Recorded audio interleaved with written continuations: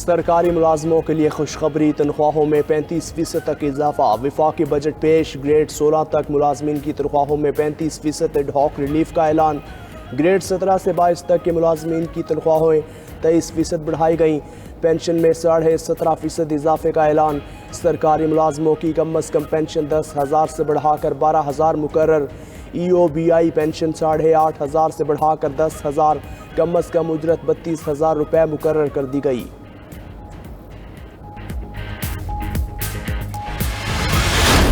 2023-24 کا وفاقی بجٹ پیش، حجم 14,460 ارب روپے سے زائد۔ بجٹ میں مالیاتی خسارہ 7.7% متوقع۔ ٹیکس وصولیوں کا ہدف 9,200 ارب، نان ٹیکس آمدن کا ٹارگٹ 2,963 ارب مقرر۔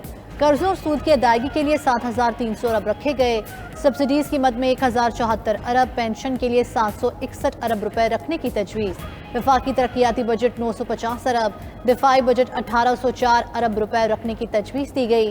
درآمدات کا ہدف 58.7 ارب ڈالر، برآمدات کا ہدف 30 ارب ڈالر رکھنے کی تجویز دی گئی ہے۔ صنعتوں پر نیا ٹیکس نہیں لگے گا، زرعی شعبے کے لیے کئی امرات کا اعلان۔ وزیر خزانہ اسحاق ڈار کی قومی اسمبلی میں بجٹ تقریر۔ کہا زرعی قرضوں کی حد کو 1,800 ارب سے بڑھا کر 2,250 ارب روپے کیا جائے گا۔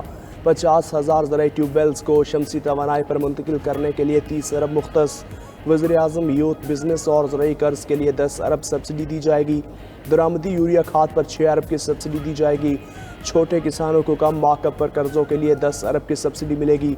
آئی ٹی کے فری لانسرز کو سالانہ $24,000 تک ایکسپورٹ پر سیلز ٹیکس رجسٹریشن اور گوشواروں پر استثناء ہوگا۔ اسلام آباد میں آئی ٹی سروسز پر سیلز ٹیکس 15 سے کم کر کے 5% مقرر۔ خوردنی تیل، سولر پینل، بیٹری، انورٹر اور مختلف قسم کی مشینری سستی ہوگی۔ تمام ضروری اشیاء پر درآمدی ڈیوٹی نہ بڑھانے اور بعض پر کم کرنے کا فیصلہ۔ فائنانس بل 2023-24 کے اہم نکات، کوکنگ آئل اور خوردنی تیل پر سیلز ٹیکس ختم کرنے کا فیصلہ۔ قرآن پاک کی طباعت کے درآمدی کاغذ پر ڈیوٹی ختم۔ سولر پینل کی خام مال، مشینری، بیٹری، انورٹر پر کسٹمز ڈیوٹی بھی ختم کرنے کا فیصلہ۔ ڈائپر، تھنر، پولیسٹر، ٹیکسٹائل کے خام مال پر ڈیوٹی ختم۔ کاروبار میں آسانی اور تجارتی سہولیات بڑھانے کا فیصلہ۔ قبائلی اصلاح کے لیے مشینری کی درآمد پر ٹیکس چھوٹ میں توسیع۔ معدنیات اور رائس ملز کی درآمدی مشینری پر ڈیوٹی ختم۔ ذائقہ دار پاؤڈر اور ایرانی ادویات کی درآمد پر بھی ڈیوٹی کا خاتمہ۔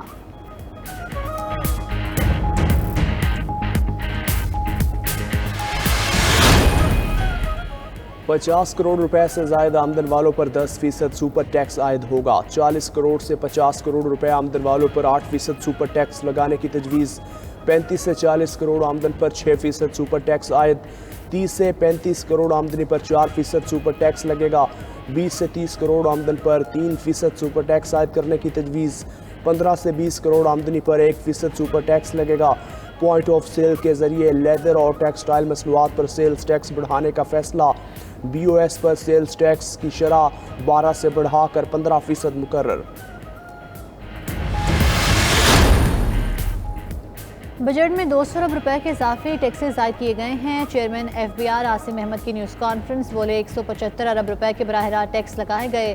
25 ارب روپے کے بالواسطہ ٹیکس لگانے کا فیصلہ کیا۔ غیر ممالک میں debit credit cards non filers پر 10% ود ہولڈنگ ٹیکس عائد ہوگا۔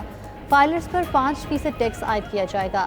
بینک سے کیش رقم نکلوانے پر نان فائلرز پر 6% ٹیکس لگانے کی تجویز۔ 1300 سی سی سے زائد کی ایشیائی گاڑیوں کی درآمد پر بھی مقررات ختم کر دی گئی ہے۔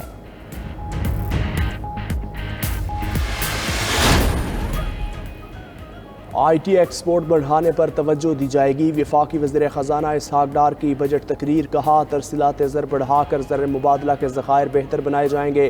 ترقی اور خوشحالی کے لیے مقامی صنعت کی حوصلہ افزائی کی جائے گی۔ نوجوانوں کو روزگار کے مواقع دینے کے لیے کاروبار میں آسانیاں دی جائیں گی۔ غریب طبقات کو مہنگائی سے بچانے کے لیے ریلیف دیا جائے گا۔ نان فائلرز پر ٹیکس کا ریٹ بڑھایا جائے گا تاکہ وہ ٹیکس کے دائرے میں آ سکیں۔ آئی ٹی کے شعبے میں سیلز ٹیکس گوشوارے جمع کروانے کی چھوٹ دی جائے گی۔ ترسیلات زر پاکستان میں لانے کے لیے سہولیات دینے کا فیصلہ۔ بینکس کے ذریعے $1 لاکھ سالانہ لانے پر سہولت دی جائے گی۔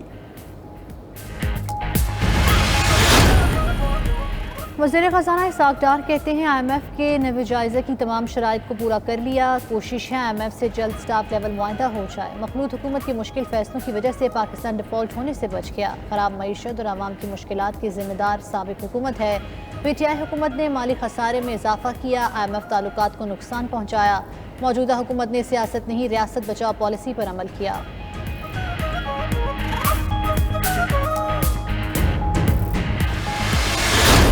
IMF کے ساتھ جو معاہدہ پچھلی حکومت نے کیا تھا اس کو مکمل طور پر دفاعی کیا گیا اور اپنے ہی معاہدے کی دھجیاں بکھیر دی۔ بڑی مشکل سے ہم نے IMF کے ساتھ وہ معاملات طے کیے۔ IMF کی تمام شرائط ہیں ان کو منوان نہ صرف تسلیم کر لیا گیا ہے بلکہ ان کے اوپر عمل درآمد کیا ہے۔ IMF معاہدے کی خلاف ورزی اور سیلاب سے معیشت کو نقصان ہوا۔ وزیر اعظم شہباز شریف کا بجٹ کی منظوری کے موقع پر کابینہ اجلاس سے خطاب، کہتے ہیں IMF سے ابھی تک معاہدہ نہیں ہو سکا لیکن معاہدے میں کوئی رکاوٹ باقی نہیں۔ پچھلی حکومت نے IMF سے معاہدے کی دھجیاں بکھیری، موجودہ حکومت نے بڑی مشکل سے IMF سے معاملات طے کیے۔ عوام کی مشکلات کا احساس ہے، IMF کی تمام شرائط کو منوان تسلیم کر لیا۔ سعودی عرب اور UAE نے ہاتھ تھاما، $3 ارب کی مدد کی۔ چین کی سپورٹ انتہائی مددگار ثابت ہوئی، پچھلے مہینے کرنٹ خسارے میں بہتری آئی۔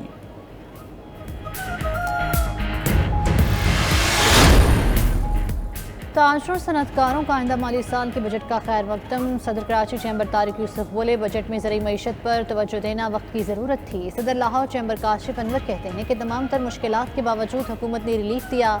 صدر اسلام آباد چیمبر احسن ظفر بولے، اچھے بجٹ پر وزیر اعظم اور وزیر خزانہ کو مبارکباد پیش کرتے ہیں۔ صدر FPCCI عرفان اقبال شیخ نے کہا، بجٹ کی اصل خندوخال 2 دن میں واضح ہو سکیں گے۔ سینئر نائب صدر FPCCI سجاد ارشد بولے کہ زراعت کے ساتھ ٹیکسٹائل سیکٹر کو بھی مراعات دینا چاہیے تھی۔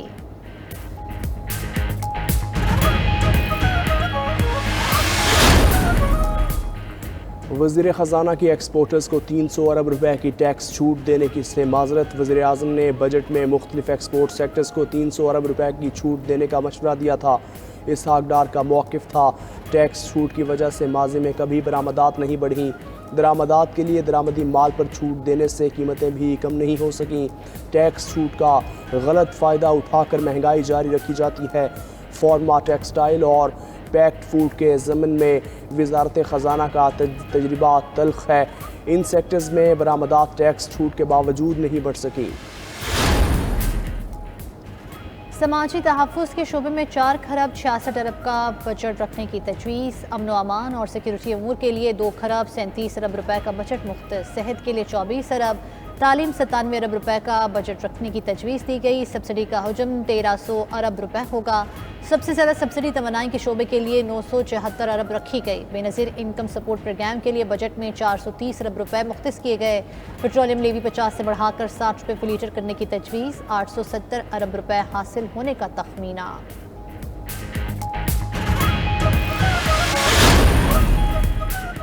مالی سال 2023-24 میں دفاعی بجٹ میں 281 ارب کا اضافہ۔ آئندہ مالی سال کے دفاعی بجٹ کی مد میں 1804 ارب روپے مختص۔ روپے کی قدر میں کمی کے باعث دفاعی بجٹ میں قدرے اضافہ کیا گیا۔ آئندہ مالی سال کے دفاعی بجٹ میں تینوں مسلح افواج کی اخراجات شامل۔ وزارت دفاع، دفاعی پیداوار اور ذیلی اداروں کا بجٹ شامل۔ رواں مالی سال 2022-23 میں دفاعی بجٹ 1523 ارب روپے تھا۔ رواں مالی سال مسلح افواج نے قومی بچت مہم کے تحت کئی اخراجات میں کمی کی۔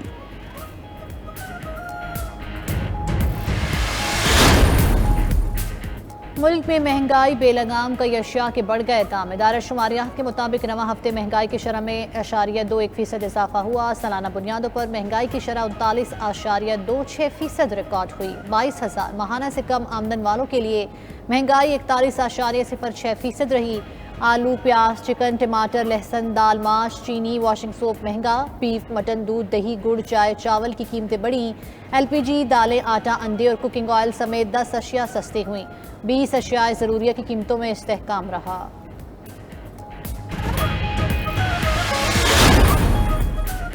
آئندہ مالی سال کے لیے سالانہ ترقیاتی پروگرام کا حجم 1150 ارب روپے ہوگا۔ آبی ذخائر اور شعبہ آب کے لیے 99 ارب، انفراسٹرکچر کے لیے 491 ارب روپے مختص، شعبہ توانائی کے لیے 86 ارب، ٹرانسپورٹ اور کمیونیکیشن کی ترقی کے لیے 263 ارب مختص، فزیکل پلاننگ اور تعمیرات کے لیے 41 ارب، سماجی شعبے کے لیے 241 ارب روپے رکھے گئے، صحت کے لیے 22 ارب، تعلیم اور اعلیٰ تعلیم کے لیے 81 ارب روپے مختص ہوں گے۔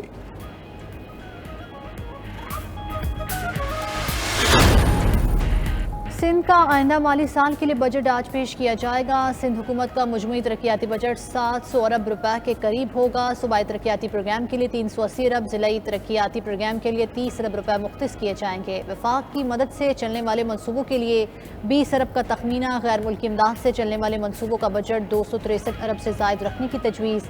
سرکاری عمارتوں کو سولر پر منتقل کرنے کا منصوبہ شامل، 8700 ملین روپے مختص۔ پری فیبریکیٹڈ 5 انگلش میڈیم سکولز کی تعمیر بھی بجٹ کا حصہ۔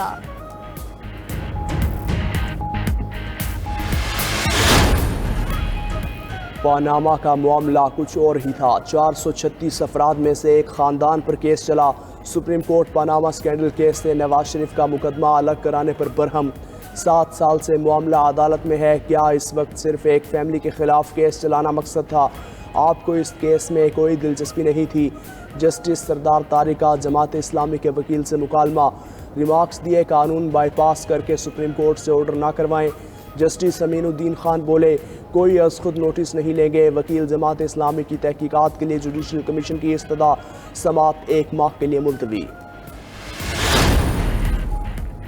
وطن واپسی کی تاریخ نواز شریف نے خود دینی ہے، انہیں کوئی تاریخ نہیں دے سکتا۔ وزیر داخلہ رانا ثناء اللہ کہتے ہیں عام انتخابات سے 2-3 ماہ قبل نواز شریف واپس آئیں گے۔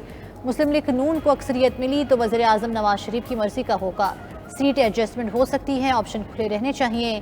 مزید بولے 2018 میں یہ سب ایک جگہ اکٹھے ہوئے، اب دوسری جگہ جمع ہیں تو پریشانی کی کیا بات ہے؟ ان کا اپنا پانسا پلٹ چکا، آہستہ آہستہ سمجھ آ جائے گی۔ چیئرمین پی ٹی آئی ملک کو حادثے سے دوچار کرنا چاہتے تھے، خود حادثے سے دوچار ہو گئے۔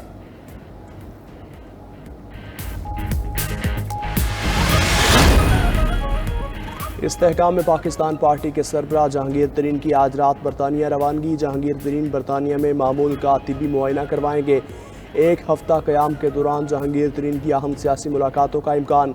دوسری جانب جہانگیر ترین کا پرویز خٹک سے ٹیلی فونک رابطہ، آئندہ انتخابات پر گفتگو۔ پرویز خٹک نے جہانگیر ترین کو نئی پارٹی کے قیام پر مبارکباد دی۔ خٹک نے ترین کی ملاقات کی دعوت بھی قبول کر لی۔